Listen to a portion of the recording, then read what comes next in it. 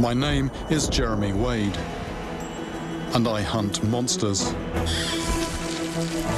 River monsters. I'm always on the alert for new information, new leads, and new investigations.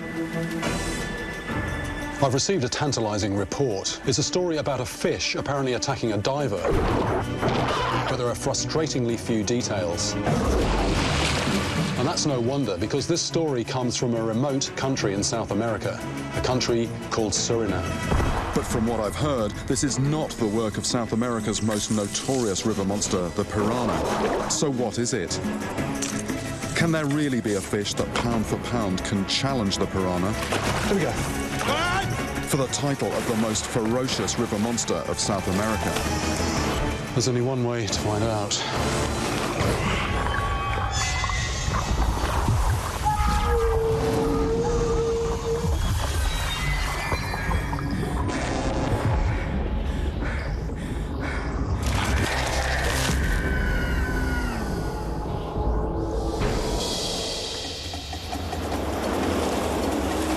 In pursuit of river monsters, I've travelled to the four corners of the globe. Suriname is one place I've never had cause to visit, until now. I've come to investigate the possibility that although everyone knows the notorious piranha, there may be a fish out here that has an even more fearsome reputation. Suriname is South America's best-kept secret. It is the smallest country on the continent with a population of only 500,000 people, but it can boast the largest continuous area of unspoiled rainforest in the world. Once a Dutch colony, it is a true melting pot of nationalities and cultures.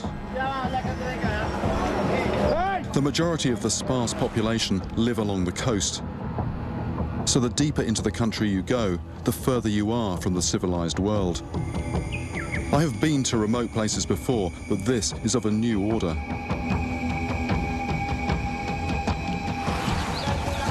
If things go wrong out here, there is little hope of being rescued. But first, I have to meet the victim in the story, the man who was attacked by this mystery fish. I've arranged to meet him where the attack happened, at the dam 2 hours out of the capital, Paramaribo.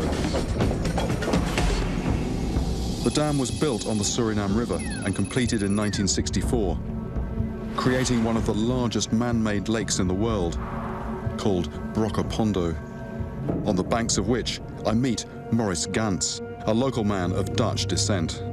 What was your job on the dam at the time? We were asked to dive to see the erosion. Yeah. From the downstream for big holes underneath. We pour in cement in big, large bags. So we go underneath there, start up the engine on top. The water becomes like mist. Yeah. You cannot see anymore.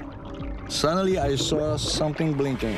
So I grab my knife and then he hits me.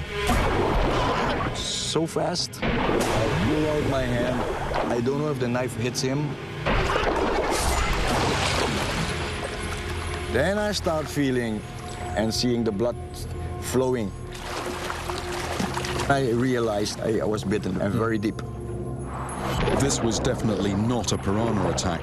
They rush in snatching quick, savage bites. They don't cling onto their victims like a dog with a bone. Maurice's mutilated hand needed over 100 stitches, and even though it was 20 years ago, he still very much bears the scars. Is this the scar here? Yes, this is the scar from here to here, over this small finger, cuts here. And those are the tooths from the top.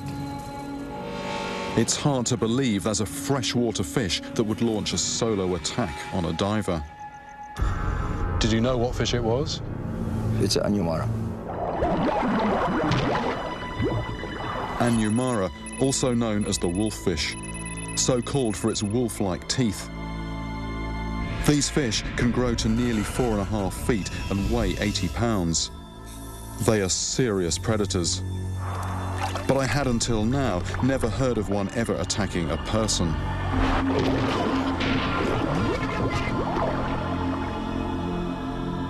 I wonder if Morris ever had any other kind of close encounter while he was diving.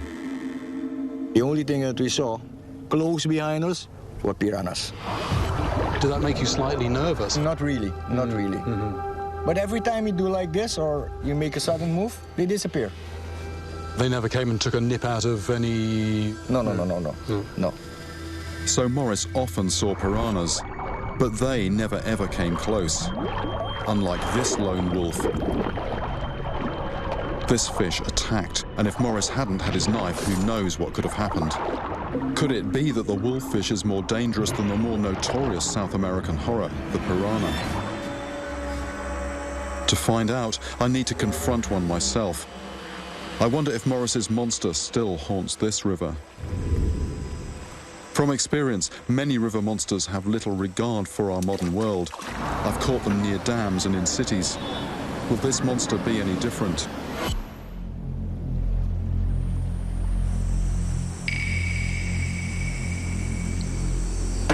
The attack on Morris was 20 years ago, and as far as I'm aware, nothing like that has happened in this place since. And also, this place seems to be comparatively developed, so I'm not really sure if this is where I should be looking.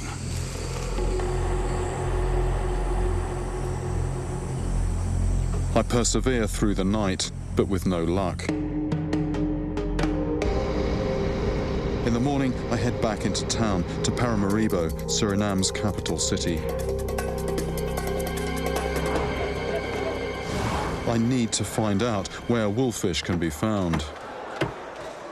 I head downtown to the fish market to try my luck. This looks like a small Anjumara, small wolffish. Dat is een kleine Anjumara.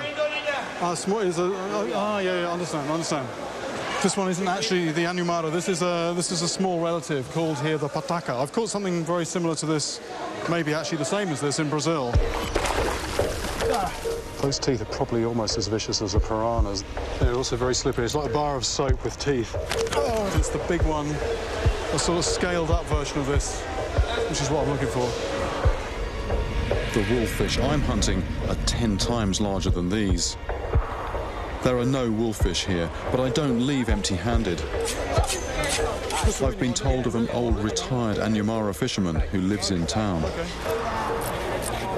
Maybe he can tell me where I can find one of these monsters. His name is Fritz van der Bosch. He shows me his old wolffish gear.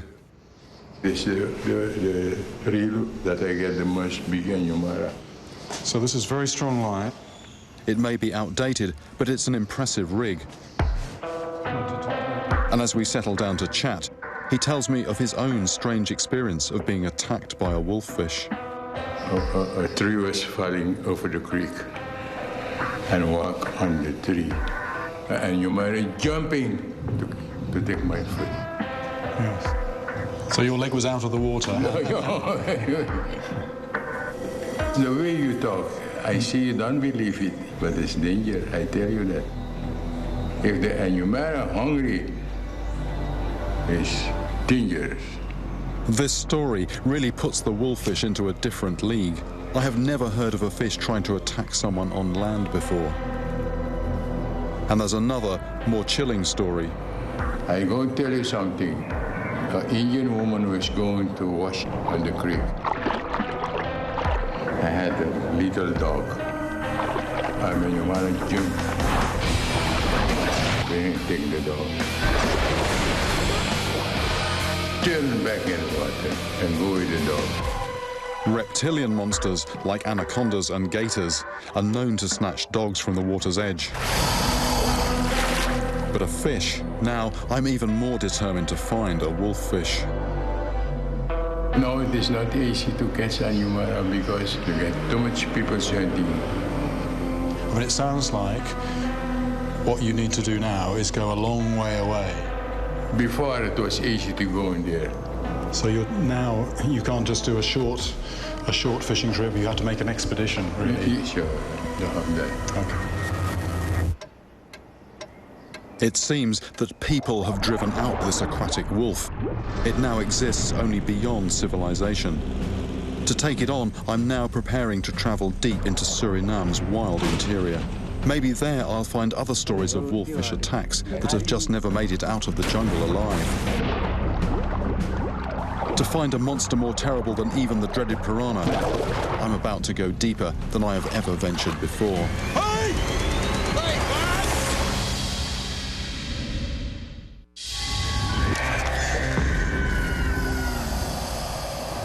I'm in Suriname in South America, a country that is almost entirely jungle.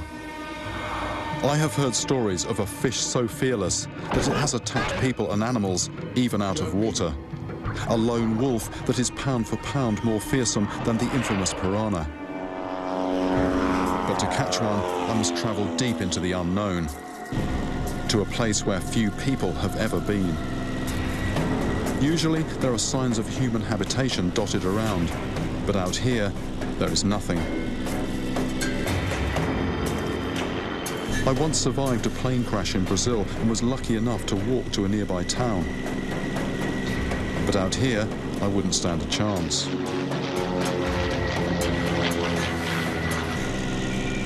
The landing strip is the only cleared patch of forest I have seen for nearly 2 hours. I wonder just what I've got myself into.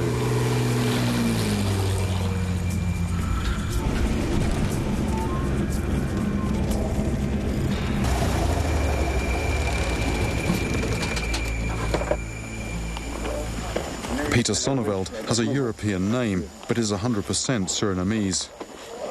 He will help me talk with the local people so I can collate any wolffish stories from this area. On the ground, the rainforest is as impressive as it is from the air, but our isolation is even more apparent. Not only are the heat and humidity oppressive, but our little group are possibly the only human beings in thousands of acres of tangled rainforest.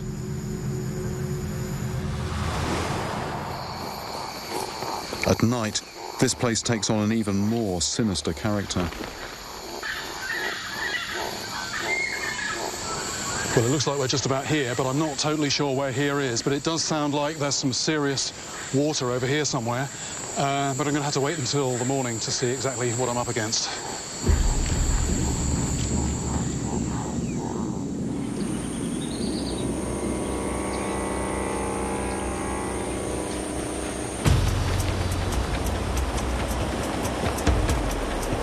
In all my years of fishing, this could be the most unspoilt and remote river that I've ever fished. The mighty Corentin River is 450 miles long and Suriname's largest. For most of its length, it is completely uninhabited and rarely explored. The river is punctuated by frequent crushing rapids and deep, turbulent pools. There are vast granite boulders everywhere, some just under the water, others creating waterfalls. There are so many different fishing holes that I take every opportunity to get a bait or lure in the river to cover as much water as I can. Different types of fish prefer different parts of the river. Having never hunted for wolffish here, I need to explore every likely fishing spot to see if I can discover the monster's lair.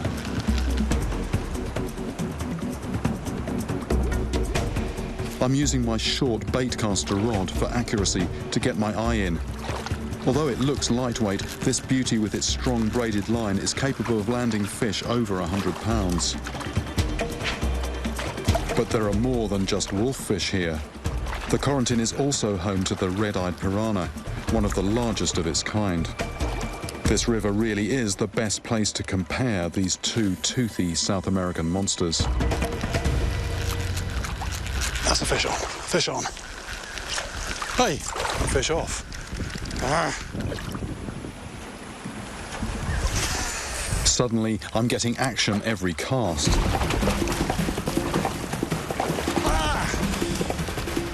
When you get these things in, they are just so well hooked, and yet sometimes you hook one and somehow it just manages to get rid of the hooks. That's quite dramatic though, short but very, very dramatic.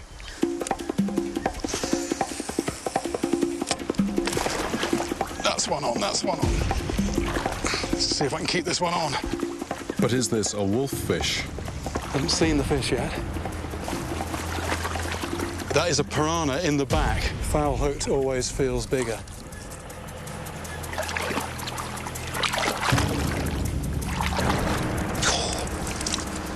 Monster piranha. That is black in colour. Just by looking at one, you can understand the piranha's reputation. But I've done experiments using myself as a guinea pig, and I've concluded that they're only dangerous to people in extreme circumstances. For piranhas, the mob rules. It's death by 1,000 cuts, and for that, they have no equal. But I'm comparing wolffish with piranhas 1 against 1, and having now seen the piranhas they have to compete with, I'm even more wary about meeting a wolffish. I wonder if, like wolves, the fish I'm after are nocturnal hunters. So I continue fishing into the night, but it's too risky to move around. There are too many hazards and dangers that could send me into the dark water. So I change tactics and stick to the shore.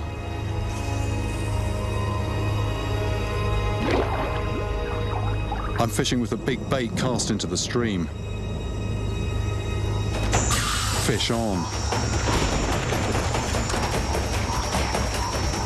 But it's just another monster piranha. It's supposed to be asleep now, but there's always one. There's always one. Yeah. It's November, and the rainy season is fast approaching.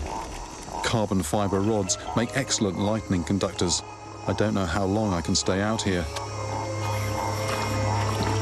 Luckily, something picks up the bait. It feels big, much bigger than anything I've hooked so far. Under the boat, motor. I'm hoping to finally come face to jaw with a wolffish. Which fish has more teeth? Is it the wolffish or the piranha? With over 100 teeth, a wolffish has approximately 4 times as many teeth as a piranha.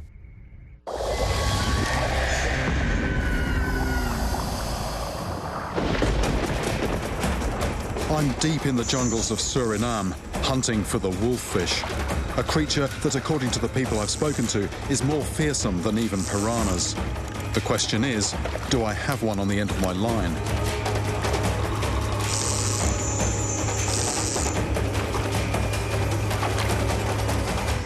Right, that's a new species for here. That's a red-tailed catfish. That's about the size of what I want, but it's the wrong species.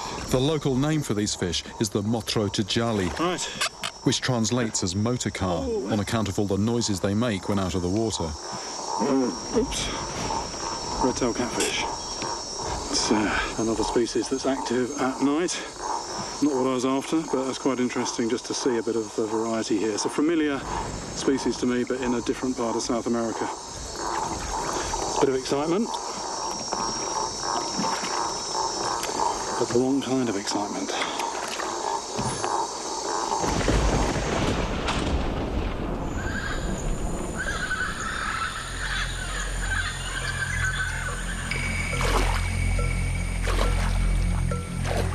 After several more days of trying with no success, my guide Peter suggests we visit the only village in the area and talk with the locals to see if they can give us the information that we need.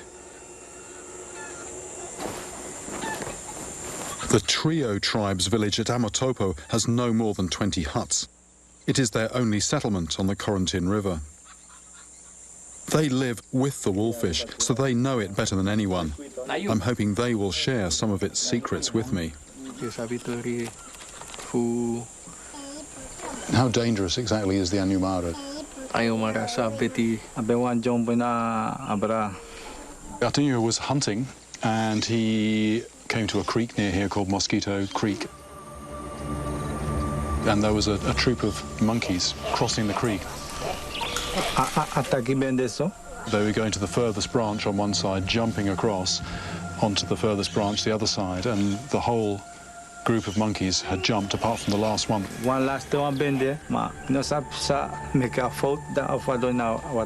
One missed the branch, landed in the water, As soon as it hit the water, it was attacked by a wolffish and killed. Suddenly, the stories come thick and fast. So somebody was actually bitten on the arm. That speaks of a real sort of aggression. Martinho's uncle was hunting one day with his dog. Hunting dogs, when they're hunting, they're barking, barking, barking. Martinho's uncle found his dog dead in the creek with its stomach ripped open. And there's now another incident of somebody getting bitten, in this case on the thumb. So there's another 2 animals to add to the list. Snakes swimming on the surface and just being taken from below. There's a type of bird called an anamu. This is a bird that comes to the water to drink, and likewise that's just grabbed by one of these fish just lurking there in ambush. Is I think you're sort of, wary about getting in the water sometimes. Nanu, you alone ang ayudago. Dahil sabi Anjumara like. No, me no man. So he says he's not jumping in. Yeah. Because where people don't fish, the Anjumara just very raw aggression. People outside South America, they know all about piranhas. Now, locally, a wolffish, this is a fish with a very big reputation. It's known to be very aggressive, and there are certain circumstances where they will literally rip anything apart that goes near them. Reptiles, birds, primates, even people. After listening to the trio tribe, it's clear that having the weaponry is one thing, having the attitude is quite another. The wolffish is well equipped with both. But one thing still eludes me. Where do you find them?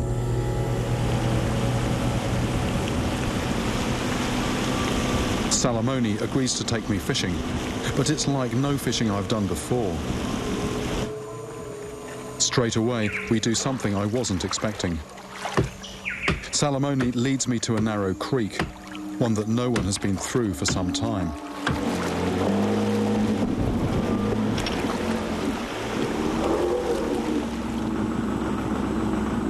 We then take to the land and creep through the jungle.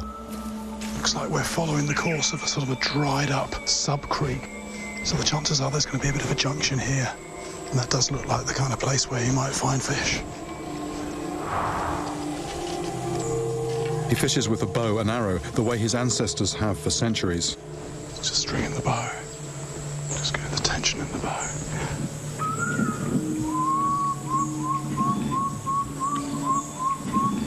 This is mimicking the sound of a water bird. So there's a little bit of disturbance on the surface, a little bit of whistling. The idea is this calls the wolffish in. I don't know if it's coincidence or what, but just seen movement on the surface, which looked very much like a wolffish.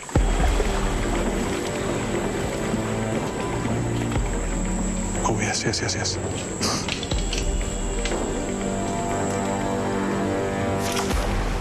Oh, is it on? He missed it, but it has given me the last piece of this puzzle. One thing very, very striking. That fish, when it came in, that was in very shallow water. And not just that, very, very tangly water. So this isn't a monster of the deep, this is a monster sometimes of the shallows. The fishing with a line is going to be very close quarters, and also these snags are going to present a real problem, not just in terms of getting a bait to a place where the fish can take it, but also if I get a heavy fish on, extracting it from all this stuff, it's going to be very challenging. And who knows, that might even be at night, so this is going to be quite some fishing. I decide to have a go myself, using the gear I'm accustomed to.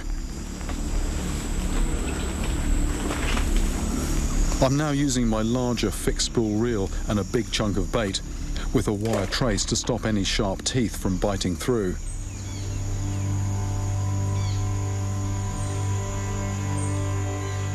I'm also trying to make some disturbance on the surface, like Salamoni did, to see if it will attract any hungry wolffish. No takes on the bait, no reaction to the popper. Looks a good spot, but doesn't seem to be anything at home. We've reached the end of the navigable stretch of this creek now. It's just this impenetrable tangle of branches now. So if we were to hack our way through that, we'd just disturb everything. And you could hardly get a bait into the water. Anyway, very, very interesting fishing.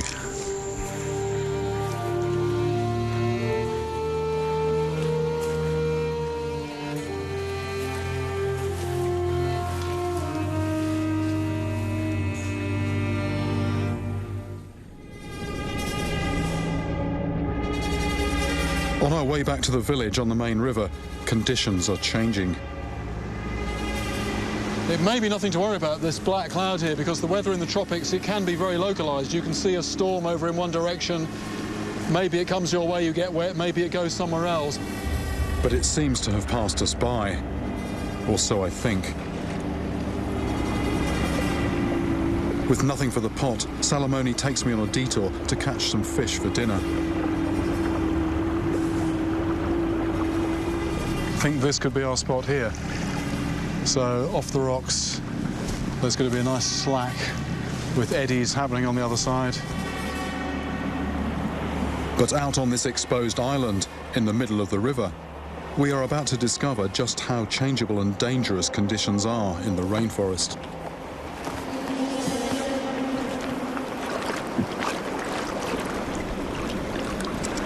This is a classic example of pure fishing in a way. It's starting with absolutely nothing, just coming down with a couple of rods, no bait, and just poking around in these cracks to find crabs. And then a crab is pulled into pieces, and that's where we start from. Hopefully we turn that.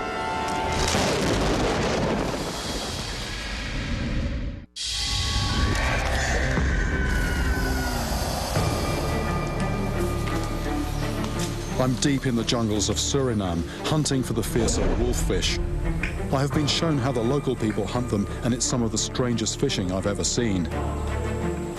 Now, Salamone, my guide, has taken me on a detour to try and secure our supper. But we're in for a shock.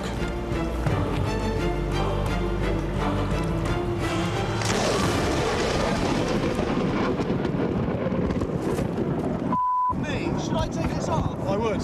Yeah? That lightning strike was right on. The Salamone was standing in the water. He actually felt a shock. He got a shock through the water. Abandoning. We're getting in the boat and we're going. Let's go. I thought we'd all escaped that lightning strike. The soundman on my crew didn't. Our sound recorder has been hit. Was actually struck on the head by that bolt of lightning. Chris, are you okay? Are you responding? Yeah, I'm good. Good. Right, we might need some first aid here. Yeah, let's go. Quick. How are you feeling? Good, it just hit the top of my head. Right. We're moving away from the storm now, so that's good. Just a very big headache. Right. And a pain on right. the hip. But I think my boots took a lot of it. What, you rubber soles, good.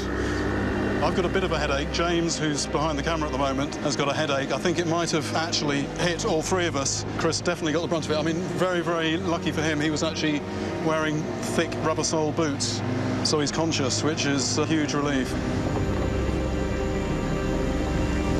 Right, we're arriving at the back at the camp. I suspect that the lightning bolt actually struck very close to where we were all standing.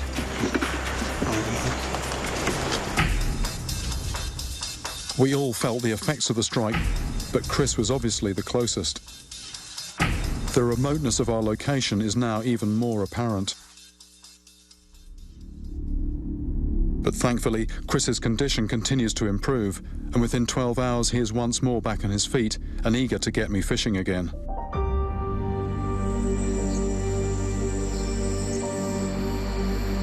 So if you just tell me again, how far from here we're going? That night, Peter lays out his plans for us to head even deeper into the jungle, to try and reach some creeks that he believes will be the best places for us to catch a wolffish. But it will mean camping and being self-sufficient for several days in a place even more remote. So it's a bit of a trade-off. With all that has happened, it is a brave plan, and we decide to sleep on it.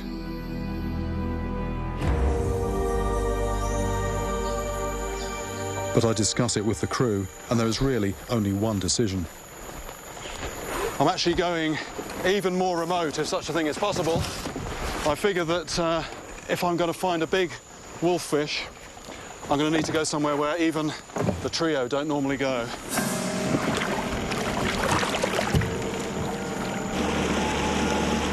The sheer size of the Corentin River is humbling. In places, it is over 2 miles wide, a confusion of tangled islands, channels, rocky outcrops and narrow rapids. We are using a local boatman called Bonner, who knows the river well. Without him, I would quickly become lost in this watery maze. The jungle echoes with eerie calls and cries, but it is too impenetrable to reveal the creatures making the noise. 3 hours later, and with nothing but endless rainforest on either bank, we arrive at our new base camp. It's a collection of small tents on a sandbar on an island in the middle of nowhere. From here, I will carry out my campaign to catch a wolffish.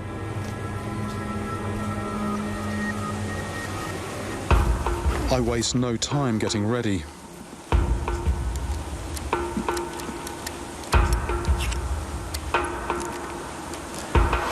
And before the sun sets, we head out to the nearest creek to get our bearings.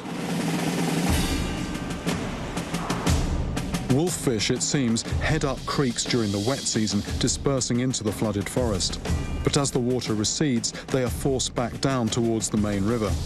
It is then that they are at their easiest to find. I'm here in what should be the lowest water levels of the year. But straight away, it is apparent the conditions are not ideal. Very much mixed feelings on arriving at the camp.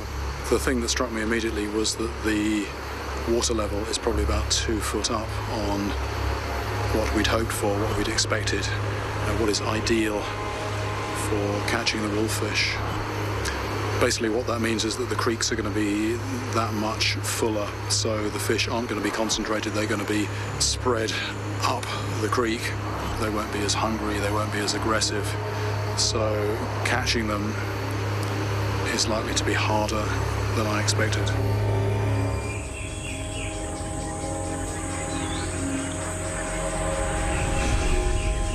I have now heard incredible stories of how fearless wolffish are.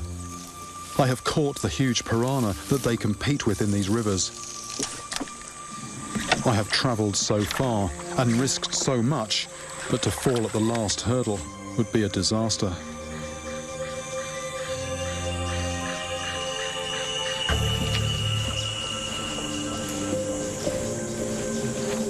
This creek is a really eerie place, a pool enclosed by rainforest in the heart of nowhere. I have never felt so tiny and remote.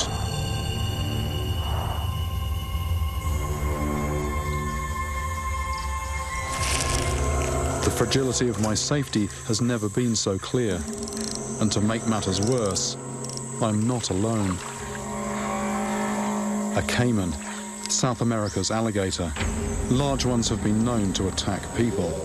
Although normally quite wary, this one is completely unafraid of me, testament to how far from people I have travelled. I don't want him to come too close, but it's no wonder he has made this creek his home. It's piranha. Right off. Ah. It's alive with piranhas. It's actually very frustrating. Every bait I'm throwing out is getting attacked, but unfortunately it's by piranhas. Ah, piranha again. I'm hoping that as the light fades, they will become less active. But at the moment, I've got a dwindling supply of bait because the piranhas are just attacking it every time. My best chance is to wait until night. Salamoni told me that once the sun sets, the piranhas run and hide, because that's when the wolffish come out to hunt. It seems the piranhas know who the real river monster is.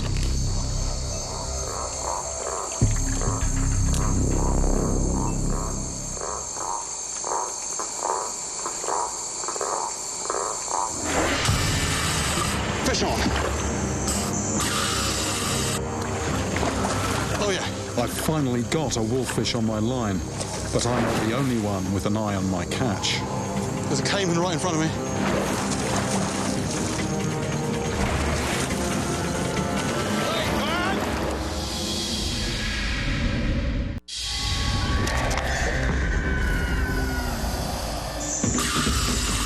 I'm in Suriname in South America.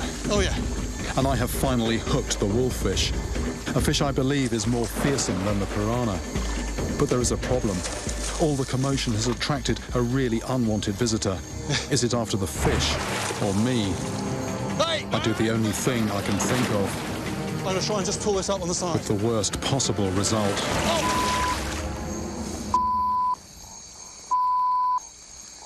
I was trying to pull the fish up on the side because a caiman was after it, and I've lost it. I've lost it. Damn! Should have had that fish. If that caiman hadn't been there, I'd have probably had that fish. What I was trying to do was just slide it up on the side here. Hook came out. Hey! Damn! I can't risk going back, even though I know wolffish are there. Caiman are territorial, and it was certainly not afraid of me. It will be there again tomorrow without doubt, and next time it might not just go for the fish. A 7-foot caiman could easily attack, and a severe injury out here would have serious ramifications.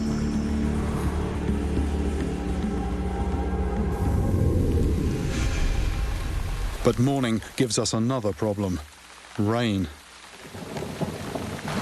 The storm makes me and the whole crew nervous. We are nearing the end of the dry season. When the rainy season starts, two things will happen. First, the creeks will flood, and the fish, already hard to find, will disappear into flooded forest, making them impossible to catch. Second, and possibly more important, we could become stranded. The airstrip is upstream, and it's our only way home. If the water gets too high and fast, we will not be able to get out. It's a sobering thought, and it makes me look as much to the sky as I do to the water.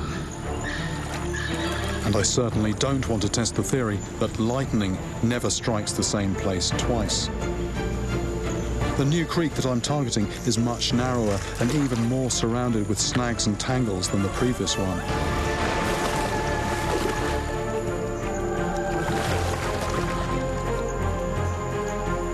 Oh, it's off. Nothing seems to be going my way. All my previous luck seems to have run out.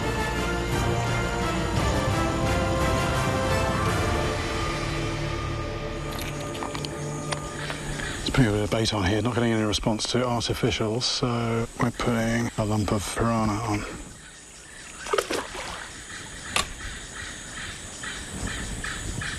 There's been a couple of fish actually moving in here, one right underneath this tangle of branches. So it's fishing right in the middle of snags. In a place like this, if it gets even a few feet, it's wrapped itself around a branch. So I give it just enough line to take the bait properly, and then it's just try and haul it to the boat.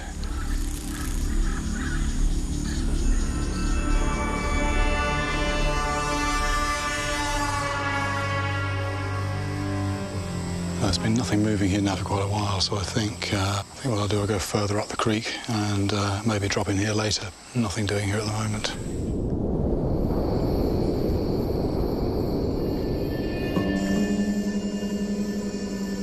The only option left is to enter this creek at night.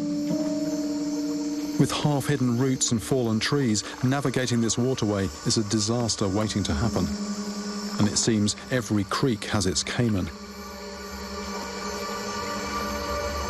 To make matters worse, I hear a rumble of thunder.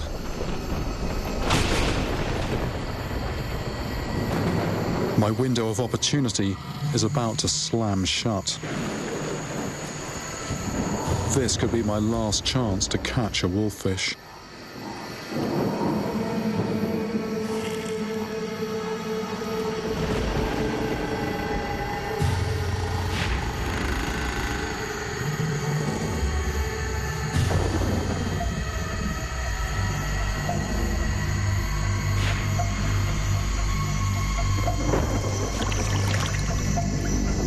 Wait. Oh, off. No, I think that could have been a piranha that took it into a snag. I think it could be time to call it a night. These things are very active at the moment. With the storm edging ever closer and hungry piranhas seemingly beating any wolffish to my bait, I'm considering calling it a night. But then I make a discovery. Oh, wait a minute, I've got a scale here. I've got a scale. That looks like a small wolffish. The storm is closing in, but so are the wolffish. I decide to fish on.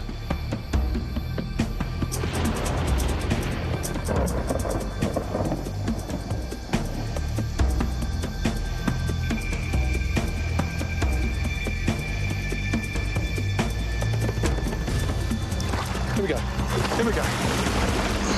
Finally, a strong take. It's a wolffish, and a big one.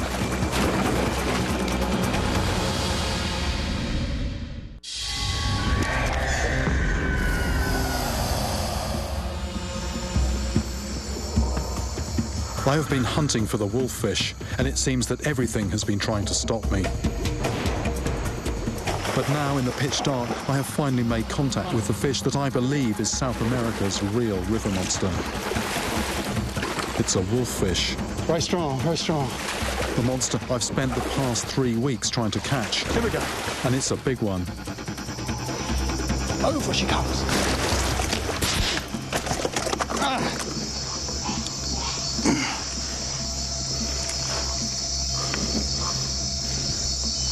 But fantastic, here we go. That's a result, that's lovely. So here we are, this is the wolffish. And the stories I've heard about these, absolutely fearless. Anything comes near them, dogs, people, they'll go for it. So it looks quite gap-toothed, but actually, pull those lips back and you see they're very spiky fangs underneath there. The other thing about it is the fishing is just unlike anything I've done before. It's real guerrilla, close quarters, hand-to-hand combat almost. My quest for the wolffish has pushed me to my limits. Damn! It seems appropriate that I've had to push deeper and deeper into the greatest rainforest in the world to find the most savage and untamed river monster to date. The piranha gets all the press. But this guy delivers the goods. It's well-armed with a fearsome set of teeth, but it's also fiery and fearless, attacking animals and people, even out of the water. And I'm convinced this is the fish that possibly pound for pound is the toughest, most monstrous fish of South America. There it is, the wolffish.